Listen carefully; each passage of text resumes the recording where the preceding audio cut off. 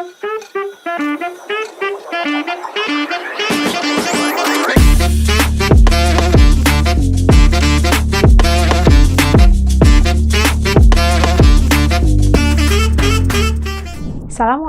warahmatullahi wabarakatuh. Selamat datang dan bertemu kembali di program pembelajaran digital, program studi keperawatan Fakultas Keperawatan dan Kebidanan Universitas Binawan. Saya Sarina Rulita, dosen Fakultas Keperawatan dan Kebidanan Universitas Binawan. Dalam video ini akan menjelaskan tentang patient safety atau keselamatan pasien. Setelah mengikuti perkuliahan ini, diharapkan mahasiswa mampu memahami dan menjelaskan tentang 6 indikator keselamatan pasien. Keselamatan pasien merupakan salah satu indikator mutu dalam layanan keperawatan di rumah sakit. Indikator keselamatan pasien yang pertama adalah ketepatan identifikasi pasien. Indikator ini untuk menjamin ketepatan identifikasi pasien dalam memberikan layanan kepada pasien. Ketepatan identifikasi melalui 4 hal, yaitu nama pasien, tanggal lahir, nomor medical record, dan nomor identitas lainnya. Konfirmasi identitas pasien dilakukan melalui gelang identitas yang terpasang pada pasien. Perawat akan mengkonfirmasi kebenaran identitas pasien dengan memastikan 2 hal, di antaranya nama, tempat tanggal lahir, nomor medical record, dan nomor identitas diri lainnya.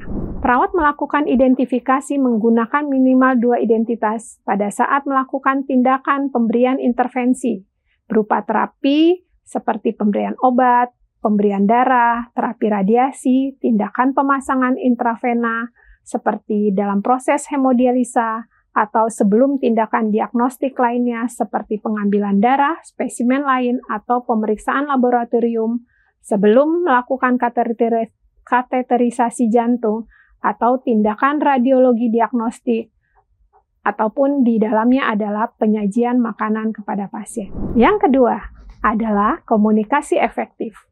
Metode komunikasi efektif dilakukan diantaranya saat melaporkan kondisi pasien kepada dokter penanggung jawab pasien atau DPJP dan kepada petugas pemberian asuhan lainnya dengan menggunakan metode SBAR. I untuk introduction. Perawat menyampaikan salam dan pengenalan tentang identitas pasien dan di mana pasien dirawat. S untuk situation. Perawat menyampaikan situasi dan kondisi klinis pasien saat dilaporkan. B untuk background, perawat menyampaikan riwayat kondisi pasien sebelumnya yang sekiranya bisa memberikan informasi berhubungan dengan kondisi pasien. A untuk assessment, perawat mengkomunikasikan hasil pemeriksaan fisik dan penunjang diagnostik lainnya pada saat dilaporkan kepada dokter. R untuk recommendation. Perawat bertanya kepada DPJP atau PPA lainnya mengenai tindakan yang harus diberikan kepada pasien sesuai dengan rekomendasi DPJP. Keselamatan pasien yang ketiga adalah keselamatan obat-obatan. Keselamatan obat dilakukan untuk meningkatkan keamanan penggunaan obat-obatan yang memerlukan kewaspadaan tinggi high alert medication, termasuk obat-obat kategori LASA. Perawat perlu juga mengetahui terkait obat-obat kewaspadaan tinggi high alert termasuk obat LASA. Pengelolaan obat kewaspadaan tinggi high alert termasuk obat LASA perlu diketahui oleh perawat untuk mengurangi resiko dan cedera akibat daftar obat high alert dan obat LASA yang perlu diperbaharui sekurang-kurangnya 1 tahun sekali berdasarkan laporan insiden lokal, nasional, dan internasional di lingkungan rumah sakit. Yang keempat, yaitu keamanan prosedur operasi.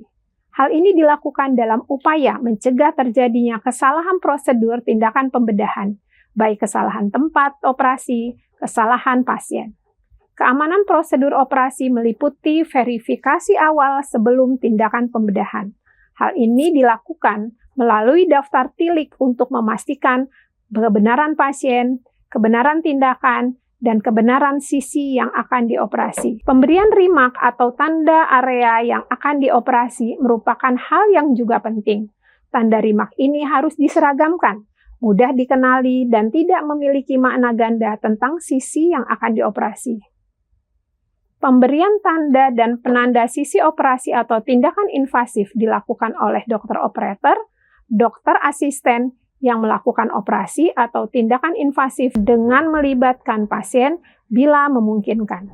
Verifikasi praoperasional atau yang kita sebut dengan sign-in merupakan proses pengumpulan informasi dan konfirmasi secara terus-menerus. Hal ini bertujuan memverifikasi terhadap sisi operasi yang benar, prosedur yang benar, dan pasien yang benar, dan memastikan bahwa semua dokumen, foto hasil ronsen, atau pencitraan dan pemeriksaan yang terkait dengan operasi telah tersedia, sudah diberikan label, dan sudah disiapkan. Melakukan verifikasi bahwa darah, peralatan medis, dan atau implan yang diperlukan sudah tersedia. Time out dilakukan sesaat sebelum tindakan operasi dimulai. Tindakan ini dihadiri oleh semua anggota tim. Selama time out, tim menyetujui komponen-komponen yang diverifikasi, yaitu benar identitas pasien, benar prosedur, dan benar isi dan benar sisi operasi atau tindakan invasif. Time out dilakukan di tempat di mana tindakan operasi dilakukan dan melibatkan seluruh tim kerja. Sign out. Sign out dilakukan di tempat tindakan berlangsung sebelum pasien meninggalkan ruangan. Pada umumnya, perawat sebagai anggota tim melakukan konfirmasi secara lisan untuk komponen sign out. Di antaranya, nama pasien, tindakan operasi, atau invasif yang dicatat atau ditulis, kelengkapan penghitungan instrumen, kasa, dan jarum bila memang digunakan. Pelabelan nama spesimen ketika terdapat spesimen selama prosedur sign out. Label dibacakan dengan jelas, meliputi nama pasien, tanggal lahir, masalah peralatan yang perlu ditangani. Yang kelima, pencegahan infeksi melalui hand hygiene. Hand hygiene mengacu pada standar WHO terkini, yaitu membasuh telapak tangan, punggung tangan, sela-sela jari, jari mengunci, punggung jari, ibu jari, dan juga ujung-ujung jari. Melakukan cuci tangan dilakukan sebelum kontak dengan pasien, sebelum tindakan aseptik, setelah terpapar cairan tubuh pasien, dan setelah kontak dengan lingkungan di sekitar pasien. Yang terakhir adalah resiko jatuh. Upaya resiko jatuh dilakukan dengan melakukan screening pasien di rawat jalan sesuai dengan kondisi, diagnosis, situasi, dan lokasi yang dapat menyebabkan pasien jatuh dengan menggunakan alat bantu atau metode screening yang ditetapkan oleh rumah sakit. Tindakan dan atau intervensi dilakukan untuk mengurangi resiko jatuh pada pasien mengacu kepada screening resiko jatuh yang sudah ditetapkan oleh rumah sakit dan didokumentasikan secara baik. Screening resiko jatuh dilakukan dengan melihat kondisi pasien dan disesuaikan dengan kondisi pasien seperti pasien geriatrik, kondisi pasien vertigo, pasien dengan gangguan keseimbangan, gangguan penglihatan, serta penggunaan obat-obat sedasi dan penggunaan alkohol, diagnosa penyakit seperti Parkinson yang juga merupakan hal yang akan mempengaruhi penilaian resiko jatuh.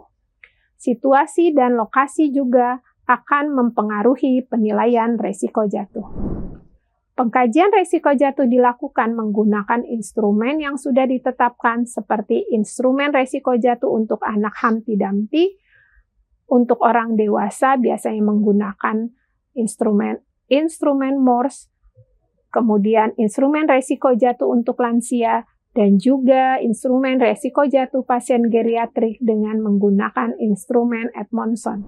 Demikian penyampaian terkait patient safety. Terima kasih sudah mengikuti materi video pembelajaran ini. Sampai bertemu lagi di program pembelajaran digital Prodi Keperawatan Universitas Binawan dengan pembahasan materi yang lain. Wassalamualaikum warahmatullahi wabarakatuh.